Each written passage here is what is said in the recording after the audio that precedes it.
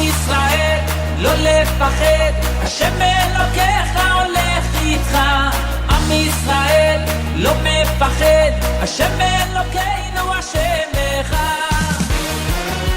Bonjour à toutes et à tous et bienvenue dans votre émission du vendredi, l'univers de la Yeshiva. C'est un plaisir de vous retrouver pour cette nouvelle année. Nous commençons bien sûr en septembre, mais tout simplement parce que nous sommes à l'approche de Rosh Hashanah, le nouvel an juif. Nous allons recommencer une nouvelle année et comme vous le savez, tout va être reconsidéré pour avoir Bezrat Hashem une très très bonne année, dans de la joie, dans le bonheur, dans la santé et Bezrat Hashem encore plus d'autres choses.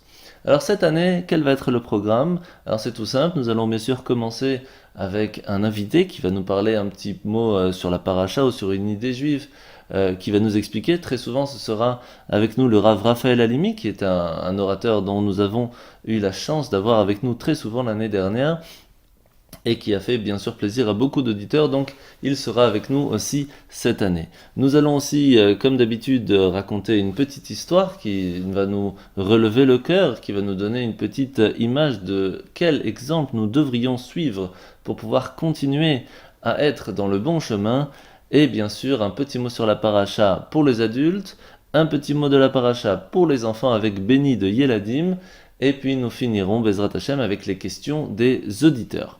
Alors déjà, comme vous le rappelez, nous sommes à l'approche de Rosh Hashanah, nous sommes déjà dans le mois de Elul. Alors très souvent le mois de Elul est appelé le mois de préparation à la fête de Rosh Hashanah. Alors imaginez-vous un homme qui se lève le matin et qu'il voit tout simplement un petit mot à côté de lui, c'est sa femme qui lui écrit « Chérie, sache que j'ai pas eu le temps de te le dire, mais je dois partir en Amérique pour quelque temps. » Ok, il attend une semaine, 2 semaines, 3 semaines, un mois. Après un mois, il reçoit un petit SMS. Je suis toujours en Amérique, tout va bien, t'inquiète pas, je reviens très vite. Et comme ça, une fois tous les 2-3 mois, il reçoit un petit SMS. Vous imaginez un petit peu la colère du mari. Et pourtant, 1 an plus tard, c'est la femme qui revient avec quelques cadeaux en lui disant « Voilà, regarde, tu vois, je suis revenu, ça a été difficile, mais je suis là. Viens, on profite ensemble. » Le mari lui pardonne et profite toute la journée ensemble. Et puis le lendemain matin, qu'est-ce qu'il voit ? Il voit que sa femme n'est toujours pas là et qu'il lui a laissé un mot. « Salut chérie, sache que ce matin, j'ai dû partir très très rapidement en Afrique. » Et donc, même histoire, pendant 1 an, de temps en temps, il reçoit un petit SMS, un petit coup de fil, et c'est comme ça pendant 1 an. Et 1 an plus tard, eh bien, que se passe-t-il ? La femme revient encore avec quelques cadeaux et lui dit « Voilà, sache que ça s'est bien passé, bon, je me suis débrouillé, ça n'a pas été évident, mais bon, je suis là, je t'aime, etc. » Et comme ça, le lendemain matin, tout se passe bien.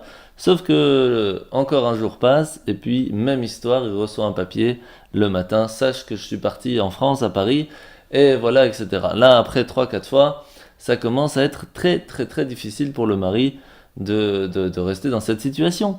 En fait, il faut se rendre compte que tous les ans, nous arrivons à la fête de Kippour et nous disons à Hachem, regarde Dieu, pendant toute l'année, j'ai pas eu la possibilité d'être avec toi, j'ai pas eu tellement la possibilité de te parler. De temps en temps, je suis passé à la synagogue, je t'ai envoyé un petit SMS.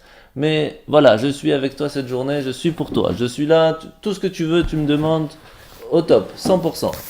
Et puis le lendemain matin, on lui laisse un petit mot. Ah, Hachem, tu sais, j'avais du boulot, j'ai dû partir en voyage, je vais devoir m'occuper de mon business. Et puis il y a ma famille qui m'attend, etc. Et puis de temps en temps, lui, on envoie un petit SMS dans l'année. Tu sais, voilà, je suis passé à dire bonjour, je suis passé à la synagogue, etc. Et arrive le jour de Kippour 1 an plus tard, et puis on vient dire à Hachem, regarde, on est là, on t'a pas oublié, t'inquiète pas, on est là avec toi, on est au top, on vient à la synagogue. Et puis le lendemain de Kippour, c'est reparti, on lui laisse un petit mot, voilà, bon, tu sais, on va pas rester non plus toute la journée ici, on va s'occuper un petit peu de notre business. Donc, il faut s'imaginer un petit peu la difficulté que Hachem doit avoir de nous revoir tous les ans à Kippour. Ça ne doit pas être du tout évident. Alors comment faire pour que ça se passe un petit peu différemment ? Alors premièrement, à partir d'aujourd'hui, il faut savoir que nous sommes le 18 Elul. Ce soir, ce Shabbat, nous sommes le 18 Elul. Et alors, qu'est-ce que ça change ? En fait, le jour de Chai Elul, le 18 Elul, il nous reste exactement 12 jours avant le jugement de Rosh Hashanah. Pendant ces 12 jours, chaque jour va rattraper un mois un mois de l'année précédente. Ce qui fait que ce Shabbat, si on le fait au top, on vient ce soir à 19h à la yeshiva pour faire la tfila, samedi matin on est là à 10h, on prend un petit café, on étudie un petit mot de Torah, on fait sa prière, on écoute la Torah, on monte à la Torah même si c'est possible, et puis l'après-midi on fait mincha, et on fait vraiment un Shabbat au top, on fait le kiddush, on est en famille, on fait vraiment comme il faut. Ça permet de rattraper la fête de Rosh Hashanah de l'année dernière, la fête de Kippour de l'année dernière, la fête de Sukkot de l'année dernière, tout le mois de Tishri de l'année dernière peut être rattrapé en un seul Shabbat. Vous imaginez ce que ça veut dire ? Dimanche, ça rattrapera le mois de Cheshvan, et lundi celui de Kislev, etc. Donc ces 12 jours correspondent aux 12 mois de l'année précédente, dont on a la possibilité de se rattraper et de tout refaire comme si on avait fait au top. C'est pour cela qu'il est très important maintenant de nous préparer à la fête de Rosh Hashanah, de nous préparer à la fête de Kippour. Vous imaginez un petit peu la personne qui arrive, qui vient pour se présenter pour un travail et qui dit bonjour, voilà, voici mon CV, je voudrais travailler, il discute avec lui, etc. Il dit ok, très bien, venez jeudi, on va écrire ensemble le contrat, comme ça vous pourrez discuter si vous avez des conditions, etc. Jeudi arrive, le patron est là, il est en train d'écrire le contrat, il voit que l'employé n'est toujours pas arrivé, bon, lui il fait son travail, il écrit le contrat, l'avocat est à côté, et puis il dit, bon tu sais quoi, on va attendre vendredi, peut-être qu'il a eu un empêchement, on n'arrive pas à le joindre au téléphone, je sais pas ce qu'il a, mais bon, peut-être il viendra demain. On attend le lendemain, toujours rien, il dit, bon tu sais quoi, peut-être il va venir dimanche, parce que samedi c'est Shabbat, il pourra pas venir, donc on va attendre dimanche, lundi, mardi, mercredi, jeudi, vendredi, toujours rien. Bon, écoute, il dit, écoute, moi samedi soir, je suis obligé de signer le contrat. Et s'il veut travailler, il n'y a pas le choix, c'est comme ça. Donc, samedi arrive, il attend un petit peu, puis, l'employé arrive. Et alors, le patron lui dit, mais signe vite, hein, parce que samedi soir à 20h, c'est fini, c'est trop tard, on peut plus signer, ça veut dire comme ce sera, tu vas travailler dans les conditions qui seront écrites. Ah mais non, mais je voulais comme ci, je voulais comme ça. Ça fait 10 jours qu'on t'attend mon grand, qu'est-ce que tu attends ? Il fallait venir jeudi déjà, vendredi, on a jugé, on a regardé, on a fait le tour. Qu'est-ce que tu attends de moi maintenant ? Et en fait, c'est un petit peu exactement ce qui se passe de Rosh Hashanah à Kippour. Il faut savoir que le jour de Rosh Hashanah, c'est le jour où on est en train de discuter avec Dieu en lui disant, s'il te plaît, fasse que l'année qui arrive soit une année de santé. Une année de joie, une année de bonheur, une année avec des enfants, de nachat, des enfants, de la fierté de nos enfants, que la parnassa, que l'argent coule là où il faut, qu'elle ne se perd pas dans les docteurs, qu'elle ne se perde pas dans les réparations de voitures, qu'elle ne se perde pas dans les bêtises. Et ça, c'est le jour de Rosh Hashanah. Il faut savoir que tout l'argent de toute l'année, tout est fixé le jour de Rosh Hashanah. Tout. Pas Kippour. Kippour, on signe le contrat qu'on aura écrit le jour de Rosh Hashanah. C'est pour cela qu'il est important de venir à Rosh Hashanah faire la tefila et demander ce qu'on a besoin. Parce qu'arriver le jour de Kippour et signer simplement quelque chose qu'on n'a même pas demandé, on va signer les conditions que Hachem aura choisies. Alors si vous voulez que ce soit différemment, c'est pas très compliqué. Il faut discuter du contrat. Ce serait pas intelligent de ne pas venir à Rosh Hashanah. Et c'est pour cela que pendant les 10 jours de pénitence, ce sont ces 10 jours où Hachem nous dit si Rosh Hashanah ça n'a pas été au top, si tu penses qu'il faut encore changer quelque chose, tu as encore la possibilité de venir me voir et de discuter et de prendre des bonnes décisions. Parce que à partir du moment où je te pose la question pourquoi tu veux la santé, quelle est la bonne réponse ? Pour faire quelque chose avec cette santé. Mais si tu veux rien faire avec, pourquoi la donner ? Tu veux de l'argent, il n'y a pas de problème, mais qu'est-ce que tu vas en faire ? Si c'est pour rien en faire, pourquoi je vais t'en donner ? Si tu veux faire quelque chose avec, tu veux aider ton prochain, tu veux faire quelque chose, alors à ce moment-là, oui, bien sûr, avec plaisir. Et donc, c'est un petit peu ça qu'on va parler Rosh Hashanah, et qu'on va demander pour que le jour de Kippour, Bezrat Hashem, soit cette année, une année vraiment de joie, de santé, de bonheur pour toute la communauté juive de Bruxelles et pour tout le peuple juif, et encore plus dans la terre d'Israël, que nous puissions, Bezrat Hashem, nous retrouver en paix.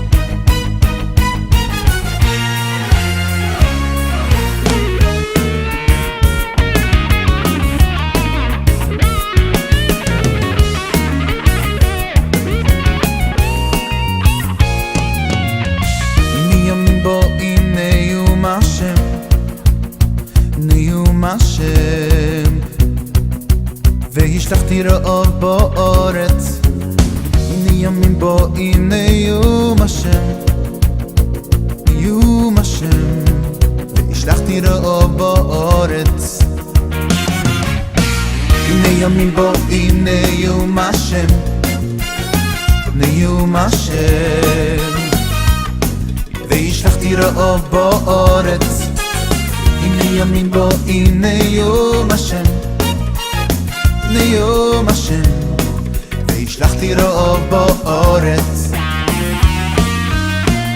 לא רעב ללחם, ולא צמא למים, כי אם לשמוע את דברי השם, את דברי השם, כי אם לשמוע את דברי השם, את דברי השם.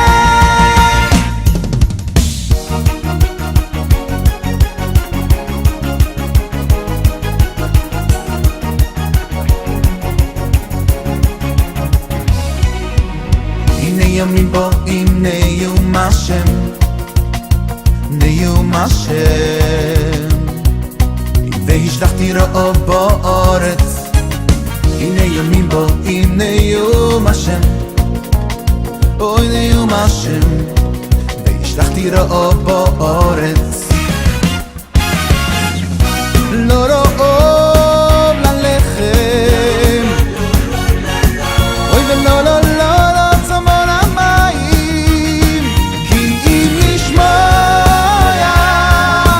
את דברי השם, את דברי השם, כי אם לשמוע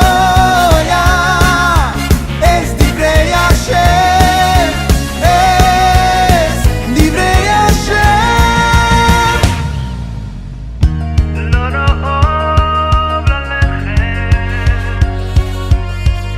ולא צמא למים, לא רעב ללחם,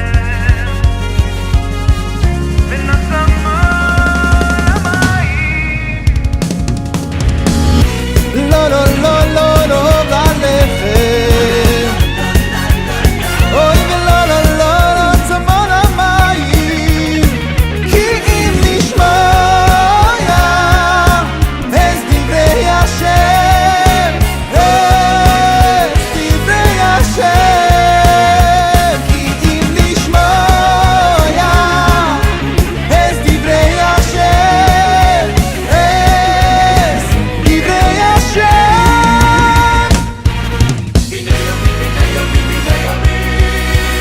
ימים באים. Retrouvez-nous sur radiojudaïka.be.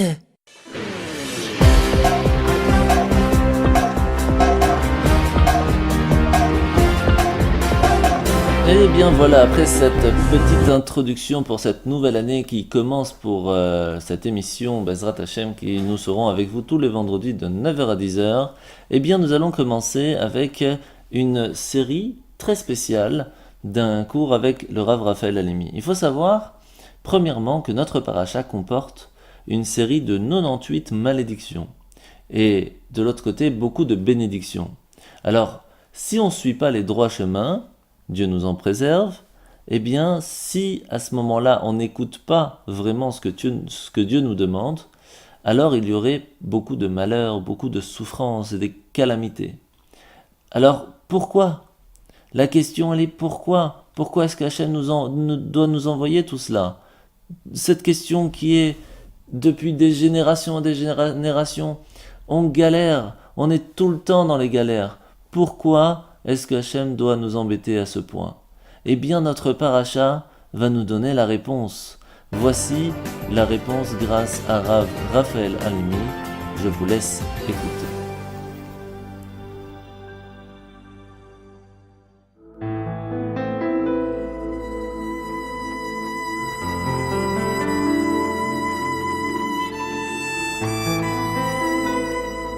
Shalom Uvracha, bienvenue à tous dans notre rubrique Vision chassidique de la paracha de la semaine. Cette semaine, parachat Kitavo. Nous parlerons aujourd'hui d'une notion profonde qui peut paraître difficile, qui peut paraître triste, mélancolique. Nous parlerons des malédictions, puisque a priori notre paracha tourne autour du sujet des torachot, les réprimandes et les punitions que Dieu, en quelque sorte, promet si nous ne marchons pas dans ses voies, chas v'shalom. La paracha énumère 98 malédictions. On raconte sur l'un des rabbis de Chabad, lorsqu'il était enfant, et qu'arrivait donc la paracha de Kitavo, le Shabbat matin à la synagogue, lors de la lecture de la Torah, son père, le rabbi, ne pouvait être là pour lire la paracha. Alors un autre lecteur le fit à sa place. Et lorsque le lecteur arriva au moment de lire donc les malédictions, le petit enfant, le futur rabbi, le futur tzaddik, s'évanouit. Lorsqu'il revint à lui-même, il expliqua alors que c'était à cause des malédictions qu'il avait entendues que son âme ne put tenir face à cela. Mais alors quelle est la différence avec les années précédentes? Tous les ans, il entendait les malédictions lors de la paracha de Kitavo. Mais il dit que lorsque son père lit généralement les malédictions, celles-ci n'ont plus du tout l'air d'être malédictions, mais plutôt des bénédictions. De par la grandeur d'âme et la force du rabbi, eh bien il arrive à incorporer ces malédictions, les transformer dans son être et les redonner aux autres comme si qu'elles étaient des bénédictions. Trouver le bien qui se cache dans ce mal, un mal pour un bien. Alors aujourd'hui, nous parlerons de cette notion. Essayons de comprendre comment est-ce possible déjà que de la part d'Akadosh Baruch Hu viennent tant de promesses de malheur, des calamités, des souffrances, des épreuves que chaque juif peut vivre au jour le jour, et que bien sûr l'intégralité du peuple juif depuis des millénaires vit au quotidien. Cette paracha de Kitavo est toujours lue 2 semaines avant le grand jour du jugement, Rosh Hashanah, Yom Hadin. Et nos sages nous expliquent, afin de finir l'année en clôturant tout ce qui peut être négatif, 2 semaines d'écart pour se rafraîchir les idées, et ensuite nous entrons dans Rosh Hashanah et nous entamons une nouvelle année fraîche, propre et pure. Nous en avons fini avec les malédictions. Mais il existe quand même une raison beaucoup plus profonde à cette notion de malédiction que nous, justement, aujourd'hui découvrirons ensemble. Car en effet, comme nous dit le Midrash Tehilim, Bereshit Rabbah, le Higeret HaKodesh du Rabbi Shlomo Zalman de Liadi et le Shla HaKadosh nous enseignent que En ra yored min hashamayim, En ra yored milemala. Il n'y a pas de choses négatives, il n'y a pas de mal qui descend du ciel, qui vient de l'Éternel. Tout ce que Dieu nous fait, c'est le bien. Nous n'avons pas encore les lunettes nécessaires pour visionner le bien qui s'y cache. Mais en tout état de cause, il n'y a pas de mal qui vient de l'Éternel. Et nous devons comprendre comment est-ce possible donc 98 malédictions sont citées dans notre paracha si on ne suit pas les chemins de Dieu. Il y a une autre paracha qui se nomme la paracha des Tochachot, des réprimandes. C'est la paracha de Bechukotai qui, quant à elle, est lue en général 1 à 2 semaines avant la fête de Shavuot. Le don de la Torah, le 6 Sivan 2448. Eh bien, cette paracha de Bechukotai est composée de, quant à elle, 49 malédictions, pardon. La moitié de ce que l'on trouve dans la paracha de Kitavo de cette semaine. 98 pour la nôtre de Kitavo et 49 pour Bechukotai. Donc la première question que nous devons aujourd'hui élucider, pourquoi le double? Pourquoi Kitavo est-elle spéciale et possède le double de malédictions que l'autre paracha des Tochachot, Bechukotai?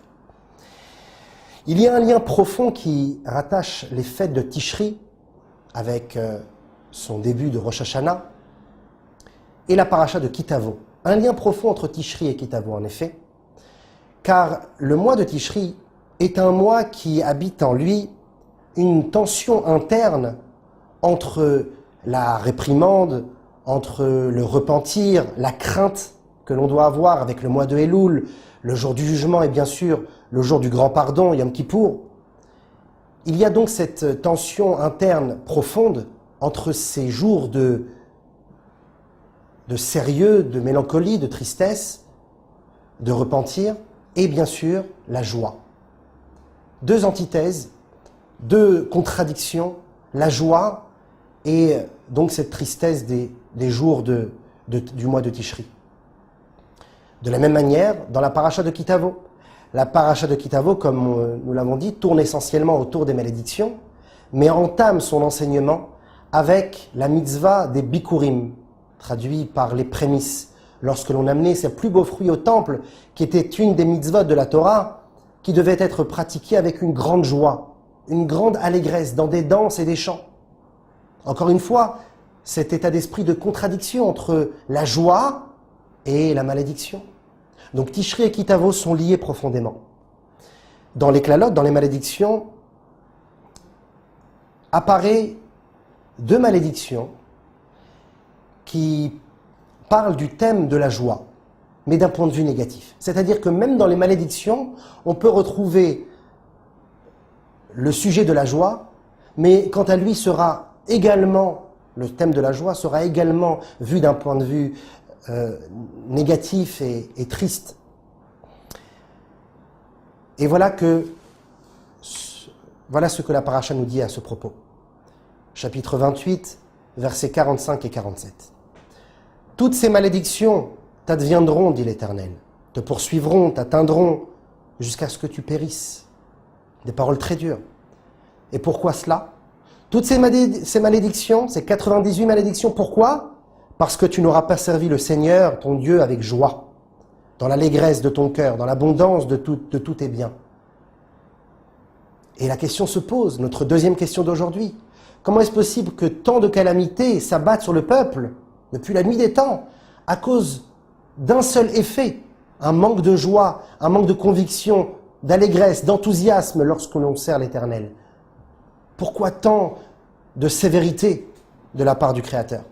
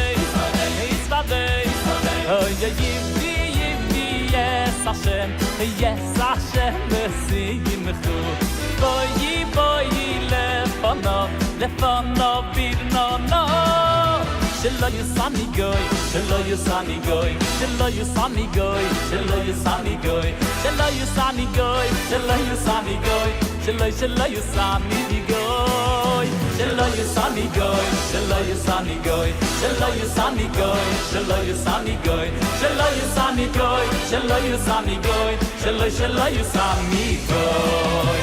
Uricha tu Hashem Eloikani melech oilom Sheloi shelo yusami yigoy Shelo yusami yigoy Urichatu al Hashem Eloikani melech oilom Sheloi shelo yusami yigoy Shelo yusami yigoy Yispadei Ay yivdi yes Hashem Besimchu Boi lefonov birnomo Isvadei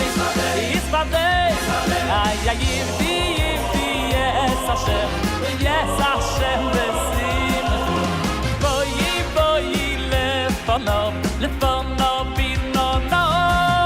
שלא יסני גוי, שלא יסני גוי, שלא יסני גוי, שלא יסני גוי, שלא יסני גוי, שלא יסני גוי, שלא יסני גוי, שלא יסני גוי, שלא יסני גוי, שלא יסני גוי, שלא יסני גוי, שלא יסני גוי, שלא יסני גוי, שלא יסני גוי.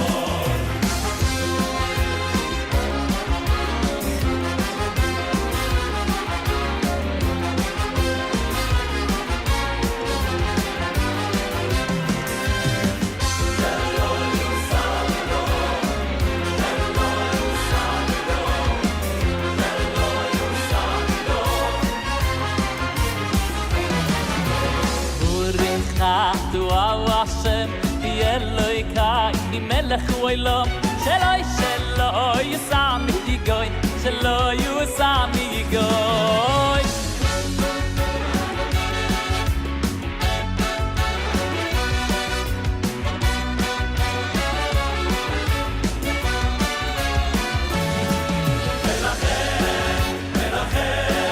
Ay yivdi yes Hashem, yes Hashem b'simchu.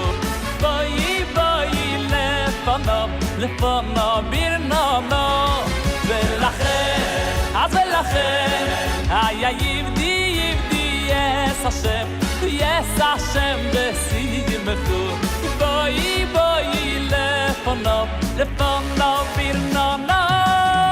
שלא יסני גוי, שלא יסני גוי, שלא יסני גוי, שלא יסני גוי, שלא יסני גוי, שלא יסני גוי, שלא יסני גוי, שלא יסני גוי, שלא יסני גוי, שלא יסני גוי, שלא יסני גוי, שלא יסני גוי, שלא יסני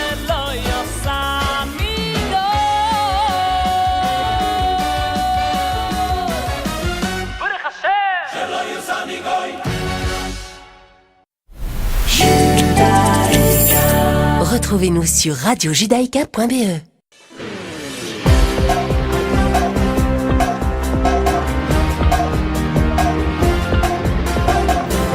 Nous sommes toujours sur Radio Judaïka et nous sommes avec le Rav Raphaël Halimi qui vient quand même de nous expliquer en quelques mots que la raison pourquoi est-ce que les souffrances arrivent dans ce monde, en grande partie en tout cas, sont parce que lorsque nous faisons des bonnes actions, il nous manque de joie. Nous ne faisons pas cela avec enthousiasme, mais tout simplement parce qu'on n'a pas le choix. Comme si on était, entre guillemets, obligé. Et ça, c'est une base à savoir que lorsqu'on fait quelque chose de bien, de le faire avec cœur. Mais ce n'est pas fini, écoutez la suite.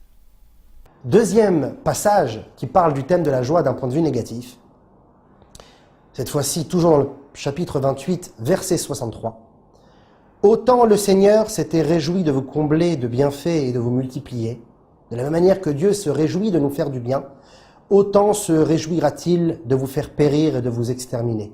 Et vous serez déracinés de cette terre dont tu vas prendre possession. » Encore une fois, des paroles très dures que nous devrons découvrir ensemble et élucider, trouver le secret positif qui s'y cache. Mais en tout état de cause, on voit ici que Dieu prend comme un certain plaisir, une joie de nous exterminer. Comment est-ce possible alors que, même si nous avons, chas v'shalom, fauté, comment peut-il se réjouir de notre décadence, de notre extermination, alors que lorsque les Égyptiens, nos plus grands ennemis d'antan, furent exterminés lors de la mer Rouge, la mer des Joncs, il dit aux anges de ne pas se réjouir lorsque ces créatures mouraient dans la mer. Alors comment Dieu peut-il se réjouir de notre extermination? Alors pour comprendre et élucider donc la première question que nous avons posée, pourquoi la paracha de Kitavo est-elle spéciale pour contenir le double de malédictions que l'on trouve dans la paracha de Bechukotai, 98 malédictions? Pourquoi autant? Eh bien, si l'on s'approfondit dans les chemins de la Kabbale et de la Chassidoute, on découvre que ces tochachot, ces réprimandes, ces punitions, ces malédictions, ne sont pas seulement là pour avertir et pour punir le peuple, mais pour nettoyer. C'est un nettoyage, une réparation, une purification du Ham Israël. C'est ainsi que l'on doit voir la malédiction. non pas comme un effet, mais comme une cause. C'est-à-dire qu'on a besoin de passer par cela.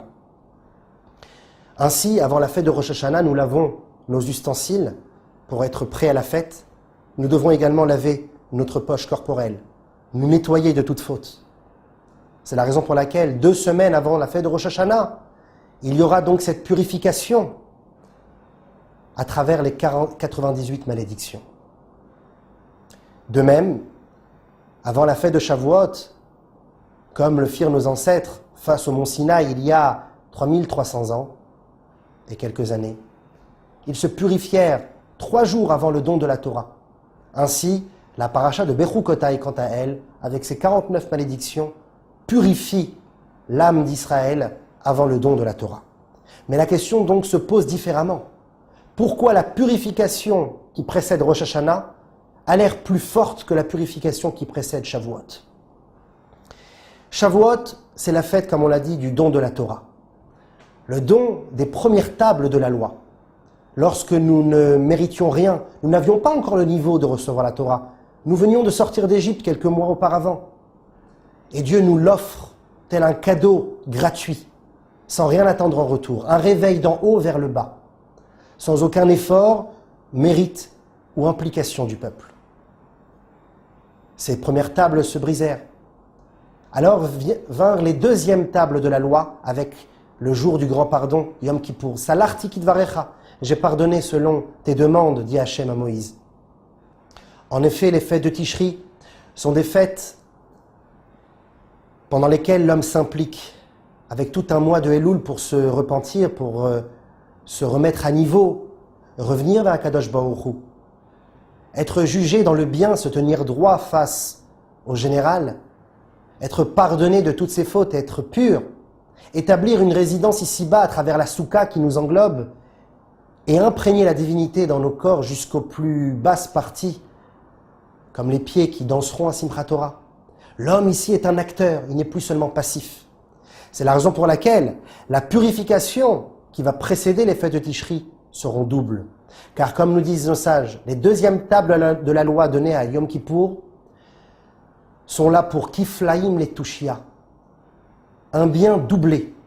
Puisque vous arrivez à un moment où vous faites des efforts, votre purification sera double avec 98 malédictions. Le double de malédictions, de purification, comprenons, que l'on trouve dans la paracha de Bechukotai. On comprend également la 2e question que nous avons posée. Comment est-ce possible qu'à cause du manque de joie, eh bien, nous perdons et nous recevons toutes ces chas shalom calamités? Le Maïmonide, le Rambam, nous dit dans les lois de Lulav, dans le Mishneh Torah, la halakha suivante. La joie avec laquelle l'homme réalisera les mitzvot et l'amour de Dieu est un grand principe. Et tout celui qui s'empêche d'avoir cette joie devra rendre des comptes, comme il est écrit, parce que tu n'auras pas servi ton Dieu dans la joie et l'allégresse de ton cœur. Effectivement, la joie est un principe sine qua non dans la vie d'un juif. Comprenons ici la conviction, l'enthousiasme, la vitalité que l'on met lorsque l'on fait quelque chose. Ne pas le faire avec nonchalance et fatigue. Le traité Shabbat 30b nous dit que la Shrina, la présence de Dieu, ne réside que là où la joie accompagne le commandement. Lorsque l'on pratique une mitzvah avec enthousiasme, alors on mérite la Shrina, la présence divine. David Amelech, le roi David, dans ses psaumes, numéro 100, nous dit « Servez Dieu dans la joie, venez à lui avec des chants d'allégresse ». Et le Harizal, Rabbi Yitzhak Luria, dans le Sha'ar HaKavanot, les portes de l'intention, nous dit que c'est grâce à la joie qu'il est arrivé aussi loin dans les sphères célestes. La joie n'est pas seulement l'euphorie qui en ressortira, ça peut être une joie profonde, une joie sérieuse. La joie, c'est l'implication, l'effort, l'envie que l'homme met lorsqu'il fait des choses. C'est la raison pour laquelle toutes ces malédictions ne peuvent pas arriver si on fait les choses lishma, c'est-à-dire avec beaucoup d'intention, sans intérêt, avec beaucoup de joie, beaucoup d'enthousiasme pour Dieu. Alors toutes ces malédictions disparaissent effectivement. Et cette purification a lieu justement avant la fête de Rosh Hashanah. Et pour comprendre enfin la 3e question que nous avons posée, comment est-ce possible que Dieu se réjouit lorsque nous périssons, lorsque nous vivons des choses difficiles et des calamités, comment est-ce possible qu'il a donc cette joie, de la même manière qu'il a de la joie lorsqu'il nous fait du bien? Eh bien, nous comprendrons cela à travers deux histoires que l'on trouve dans le traité, la première histoire dans le traité Brachot 60b, avec l'histoire de Rabbi Akiva. Celui-ci était en chemin, avec son moyen de transport, son âne, un coq pour le réveiller à minuit afin de faire les prières de supplication de la destruction de Jérusalem, et une bougie pour l'éclairer. Et il se présenta aux portes d'une ville afin d'y passer la nuit. On le repoussa, alors il dorma dans les champs. Pendant la nuit, son âne fut dévoré par un lion, son coq par un chat. Et le vent éteignit sa bougie et il ne put la rallumer. Il dit alors, tout ce que Dieu fait, c'est pour le bien. Il avait confiance en Dieu. Au petit matin, il s'aperçut que la ville avait été attaquée par un groupe de brigands.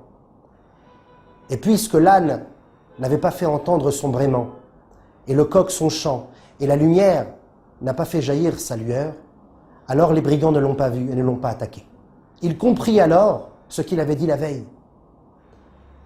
Tout ce que Dieu fait, c'est pour le bien. Effectivement, sur le moment où je n'avais plus mon coq, mon âne et ma bougie, je souffrais. Le malheur était présent. Le mal existait. Mais je sais que derrière se cache une rédemption future, un bien futur qui n'est pas encore visible, mais qui viendra, car j'ai la fiabilité envers Dieu. Ça, c'est par rapport à Rabbi Akiva. Effectivement, le bien vint par la suite, grâce à sa confiance.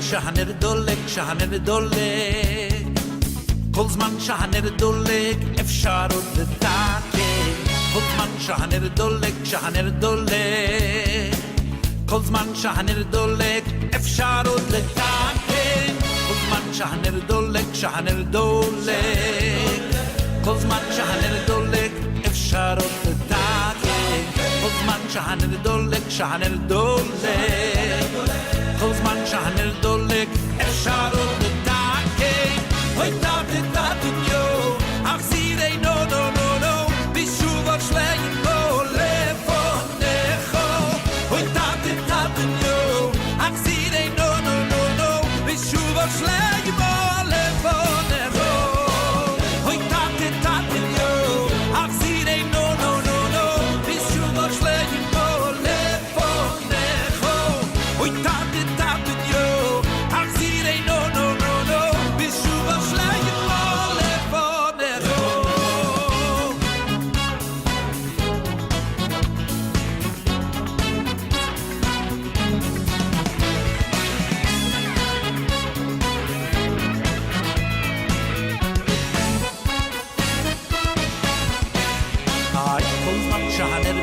שהנר דולק כל זמן שהנר דולק אפשר עוד לתקן כל זמן שהנר דולק, שהנר דולק כל זמן שהנר דולק אפשר עוד לתקן כל זמן שהנר דולק, שהנר דולק כל זמן שהנר דולק אפשר עוד לתקן כל זמן הנר דולק כל זמן שהנר דולק אפשר עוד לתקן אוי תתתתתיו אך זירי נו נו נו נו וזה שוב אשליים בו לפונך אוי תתתתתיו אך זירי נו נו נו נו נו ושוב אשליים בו לפונך אך זירי נו נו נו נו ושוב אשליים בו לפונך אבינו מלכנו אוי מלכנו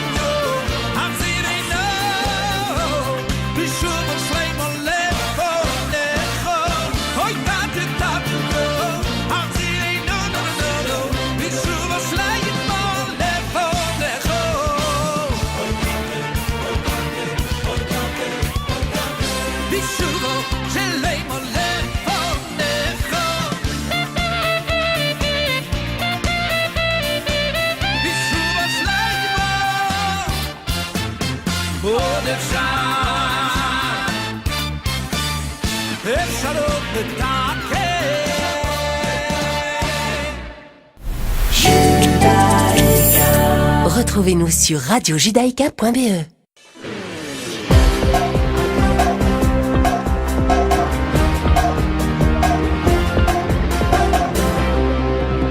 Nous allons bientôt finir cette partie de l'explication pourquoi des problèmes, mais aussi surtout que des problèmes peuvent venir le bien.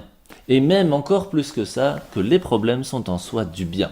Alors dans quel cas cela peut arriver? Il y a bien sûr cette magnifique histoire de Rabbi Ish Gamzu que nous allons écouter tout de suite avec le Rav Alafel Halimi.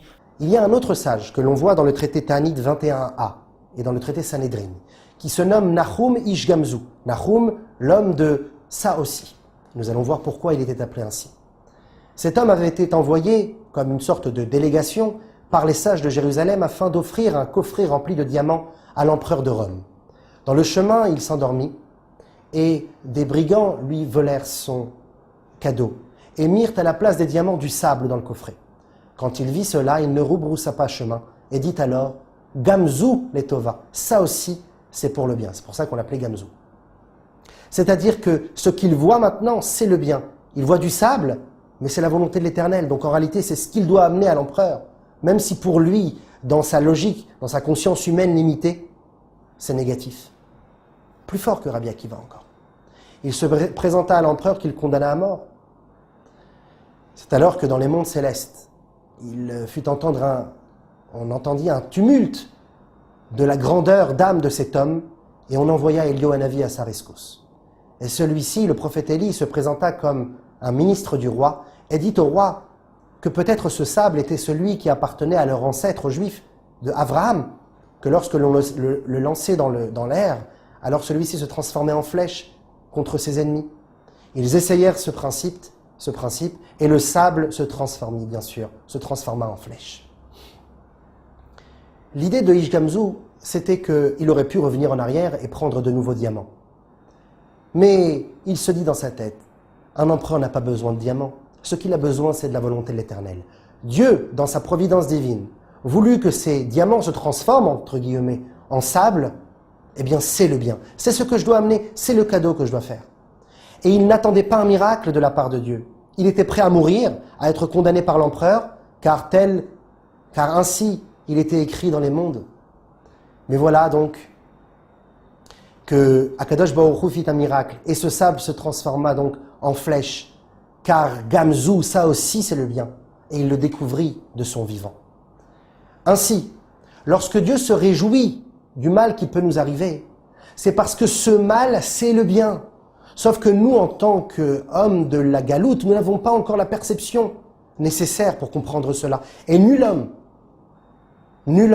vivant dans ce monde ne peut comprendre la kavana, l'intention profonde de Dieu lorsqu'il nous arrive des choses terribles. Le bien y est, c'est le bien, mais nous ne le voyons pas. Pour finir, un homme posa la question un jour au rabbi de Lubavitch, quelle était la raison de la Shoah? Comment Dieu a-t-il pu laisser faire cela? Comment Dieu a-t-il pu faire cela? Car Dieu sait tout, Dieu fait tout. Il ne laisse rien faire. Beaucoup de rabbins ont essayé de donner des réponses, mais voilà la réponse du rabbi de Lubavitch, chef de la génération. Il dit à cet homme, imaginez-vous une personne qui ne comprend rien à la médecine, qui n'a jamais vu ce principe, et qu'il rentre dans un bloc opératoire, et qu'il voit le patient allongé sur la table d'opération. Le médecin par-dessus est tel un bourreau avec son scalpel et fait couler à flot le sang. Alors cette personne qui ne comprend rien crie « Assassin !»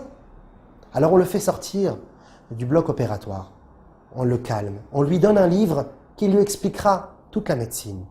C'est alors qu'il s'apaise, il comprend qu'il y a un but dans tout cela. Ça c'est le niveau de Rabbi Akiva. C'est-à-dire que tout ce que Dieu fait, c'est pour le bien. Je comprends tout ce qui est écrit ici, je sais que concrètement, le sang coule à flot, le patient est inanimé, mais qu'au fond de cela se cache la guérison, même s'il n'est pas encore tangible. Mais quand bien même, ce niveau de Rabbi Akiva, bien qu'il peut être vécu par de nombreux juifs au jour le jour, dans notre génération, il reste quand même l'amertume de « mais ad matai, jusqu'à quand ?» C'est alors que vient la deuxième période. Lorsque le patient sort de la salle d'opération sur ses jambes et qu'il est en bonne santé. Alors là, c'est plus seulement le livre qui m'a prouvé ou qui m'a apaisé, qui m'a tranquillisé, mais plutôt le fait de voir concrètement que ça, c'est le bien. C'est le niveau de Ish Gamzu. Ce niveau, dans notre génération, est très difficile à atteindre. Alors on espère pouvoir arriver au niveau de Mashiach. Lorsque la rédemption finale arrivera, alors nous verrons le Ham Israël debout sur ses jambes, guéri complètement, sans aucune cicatrice, car cette opération a été faite au laser, avec une anesthésie. Nous n'y comprenons rien, nous croyons que cela est une souffrance. Et effectivement, à nos yeux, c'est une souffrance. Mais au fond se cache le plus grand bien, car ça, c'est le bien. Gamzu, Letova, ça aussi c'est le bien. Bezrat Hashem, avec la venue de Mashiach. Car tout le mal que nous voyons, c'est pas seulement pour le bien, mais c'est le bien. Shabbat Shalom, à très bientôt.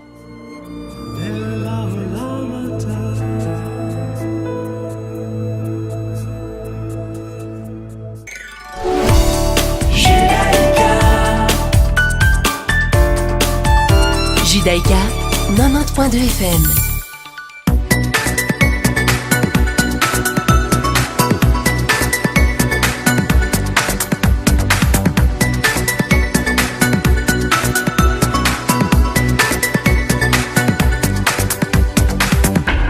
Et bien voilà, il faut savoir qu'il ne nous reste pas beaucoup de temps pour finir cette première émission, mais quand même, on va partager cette magnifique partie de l'émission qui est quand même bénie de Yeladim, qui est 2-3 minutes pour les enfants. Je vous la laisse, et puis nous finirons Bezrat Hashem dans quelques minutes. Écoutez bien l'histoire, la paracha de Kitavo, avec Béni de Yeladim. Alors c'est parti. Mais attends Benny, tu n'as pas demandé le nom de la paracha de la semaine? Mais oui, c'est quoi le nom de la paracha de la semaine? Bravo, la paracha de la semaine, c'est Kitavo.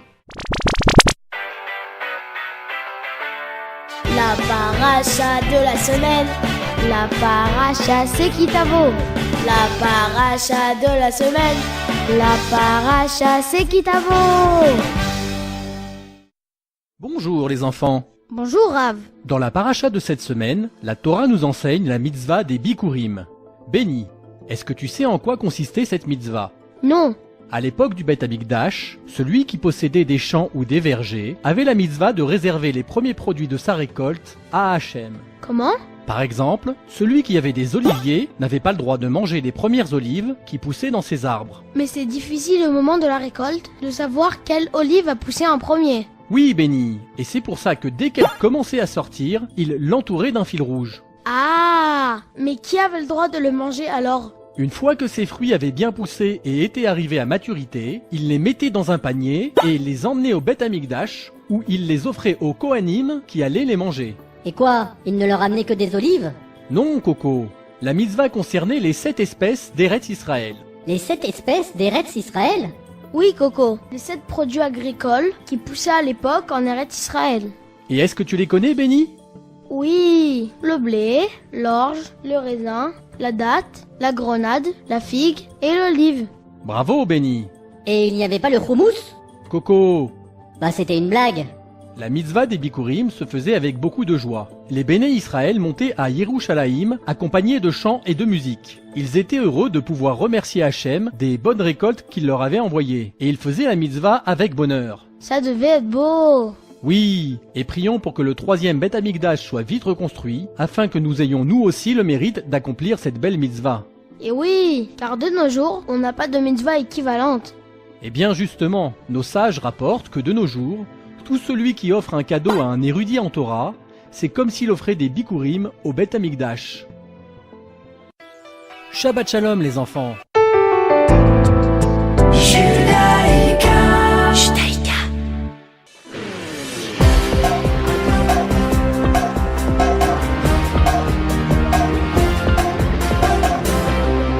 Et bien voilà, c'est ainsi que finit notre émission ce matin. Nous allons vous rappeler quand même l'importance d'allumer les bougies de Shabbat. Il faudra les allumer ce soir à 19h54 et Shabbat se finira à 21h. N'oubliez pas que nous sommes Shabbat Chai Elul, le Shabbat 18 Elul, qu'il nous reste 12 jours pour être prêts à jugement de Rosh Hashanah et puis de Kippour. Et donc n'oubliez pas de venir ce soir à 19h à la Yeshiva, 10h le matin, Et bien sûr, je vous rappelle que les fêtes de Rosh Hashanah seront, comme d'habitude, sur place à la Yeshiva, mais que cette année, la fête de Kippour, nous la ferons dans la salle B19. Pour toute personne qui a envie de passer avec nous les fêtes de Kippour, avec des explications, avec des livres, avec des chansons, avec un cantor, etc., tout cela se fera au B19 cette année. Pour les réservations, n'oubliez pas de nous contacter au 0484 969 303. Ainsi, je vous souhaite de passer un très très bon Shabbat, de passer aussi les très très bonnes fins d'année, et Bezrat Hashem, Sheyeh Lanu, Leshana Tova, ou Metuka, une bonne et douce année. À la semaine prochaine. עם ישראל, לא לפחד, השם אלוקיך הולך איתך. עם ישראל, לא מפחד, השם אלוקינו השם אחד.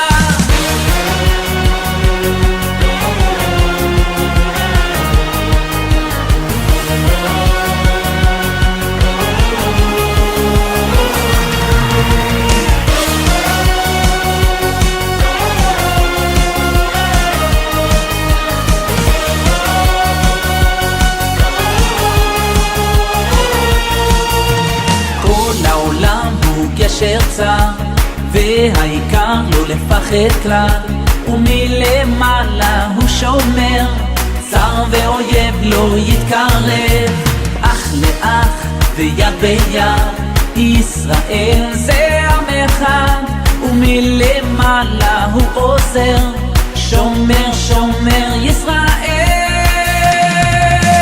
אח ישראל לא לפחד, השם אלוקיך הולך איתך. עם ישראל לא מפחד, השם אלוקינו השם אחד. עם ישראל לא לפחד, השם אלוקיך הולך איתך. עם ישראל לא מפחד, השם אלוקינו השם אחד.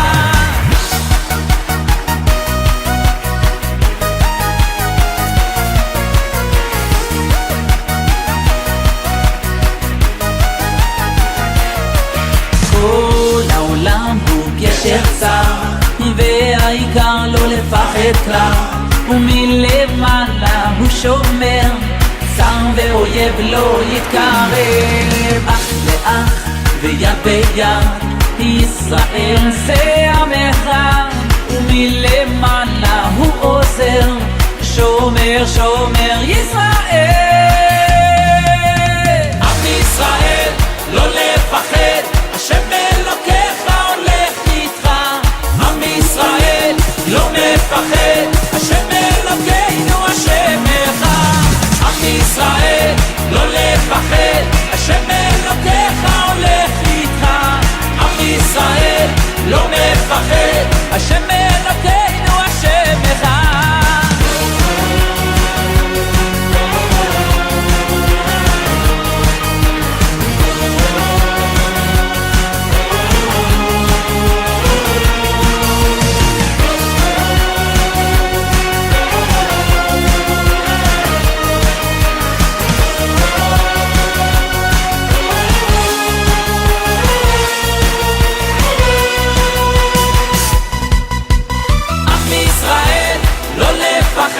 השם אלוקיך הולך איתך.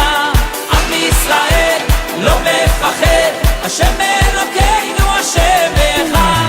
עם ישראל לא לפחד, השם אלוקיך